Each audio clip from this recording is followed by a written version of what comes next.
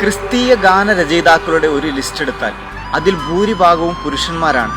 എന്നാൽ എണ്ണത്തിൽ ചുരുക്കമെങ്കിലും ദൈവമക്കളുടെ ഹൃദയത്തിൽ വളരെ ആഴത്തിൽ പതിഞ്ഞിട്ടുള്ള ചില ഗാനങ്ങൾ എഴുതിയിരിക്കുന്നത് സ്ത്രീകളാണ്. ആ വനിതാ രത്നങ്ങളുടെ കൂട്ടത്തിൽ ഒരാൾ എഴുതിയ ഗാനമാണ്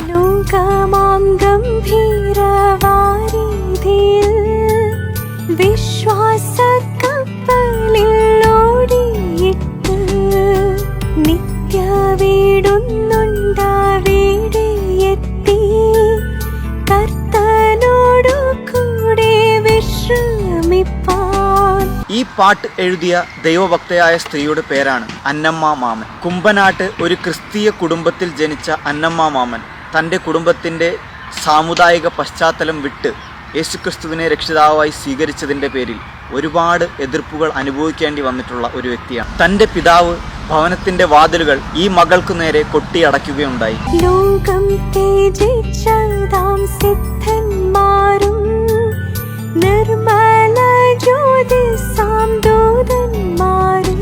ഹൈസ്കൂൾ വിദ്യാഭ്യാസം കഴിഞ്ഞ് ടീച്ചേഴ്സ് ട്രെയിനിങ് കോഴ്സ് പൂർത്തിയാക്കി അധ്യാപികയായി ജോലി ചെയ്യുന്ന സമയം 22-ാം വയസ്സിൽ തൻ്റെ ജോലി രാജിവെച്ച് പൂർണ്ണസമയ സുവിശേഷ പ്രവർത്തനത്തിനു വേണ്ടി തീരുമാനമെടുത്ത ധീരവനിതയാണ് അന്നമ്മ മാമൻ.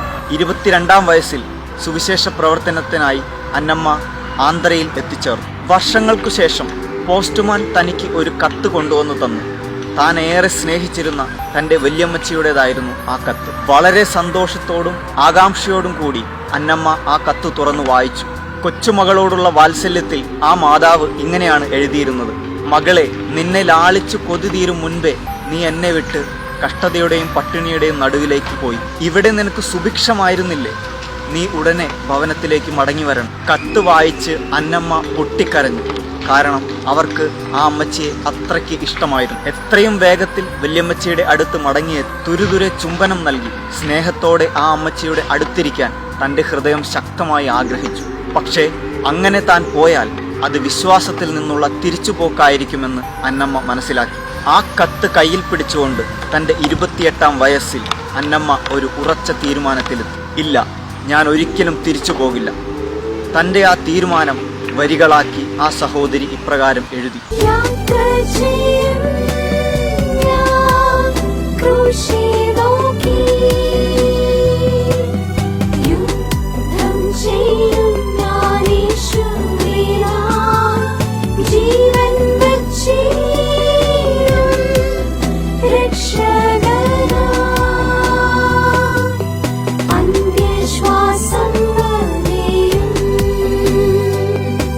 കഷ്ടതയുടെയും പട്ടിണിയുടെയും നടുവിലേക്കല്ലേ മകളെ നീ പോയത്?